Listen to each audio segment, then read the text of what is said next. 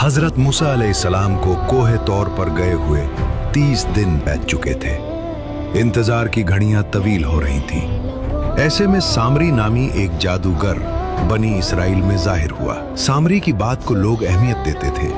उसने एक खतरनाक चाल चली। ऐ बनी इसराइल, तुम ये बोझ क्यों उठाए फिरते हो?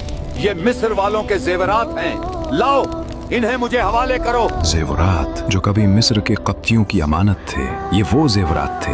जब फिरौन कौम समेत डूब गए तो ये जेवरात बनी इसराइल के पास आ गए, क्योंकि हलाकत के बाद वापसी की सूरत न रही। यही जेवरात आज एक नई और खौफनाक शक्ल इख्तियार करने वाले थे। सामरी ने बनी इसराइल से वो तमाम जेवरात जमा कर लिए। आए फिरते हो, ये मिस्र वालों के जेवरात हैं, लाओ इन्हें मुझे हवाले करो। सामरी चूंकि सोना ढाने का काम करता था, सिर्फ सोना नहीं पिघला रहा था, वो उनके ईमान को पिघला रहा था। सामरी ने वो देखा था जो किसी और ने नहीं देखा था, इसलिए उसने तमाम सोना चांदी ढालकर उससे एक बेजान पिछड़ा बनाया।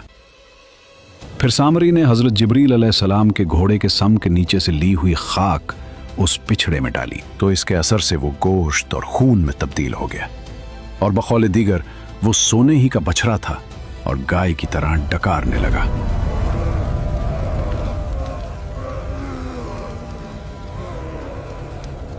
ये शुबदा इस कदर लोगों के लिए मुतासिर कन साबित हुआ कि इसके बाद सामरी ने जो लोगों को गुमराह कान पट्टी पढ़ाई, तो उसके बहकाने पर बनी इसराइल के 12,000 लोगों के अलावा बकिया सब ने उस बछड़े की पूजा किया।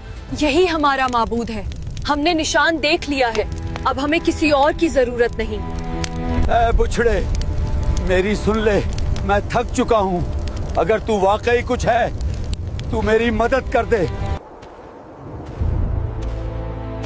दूसरी तरफ हजरत मूसा अलैहिस्सलाम अपने रब की मुनाजात से मुशर्रफ होकर कोहे तूर से अपनी कौम की तरफ वापस पलटे। तो चूंकि अल्लाह ताला ने उन्हें खबर दे दी थी कि सामरी ने उनकी कौम को गुमराह कर दिया है, इसलिए आप अलैहिस्सलाम बहुत ज्यादा गम गुस्से में भरे हुए थे। आपका गुस्सा सामरी और अपनी कौम के जाहिलों पर था जिन्होंने बछड़े की पूजा की, क्योंकि अल्लाह ताला ने हजरत मूसा अलैहिस्सलाम को पहले से बता दिया था कि उन्हें सामरी ने गुमराह किया है। हजरत मूसा अलैहिस्सलाम ने अपनी कौम से फरमाया, ऐ मेरी कौम, तुमने मेरे बाद कितना बुरा काम किया कि बछड़े को माबूद बना लिया। तुम लोगों ने जल्दबाजी की और हुक्म खुदावंदी आने का भी इंतजार नहीं किया जो मैं लेने गया।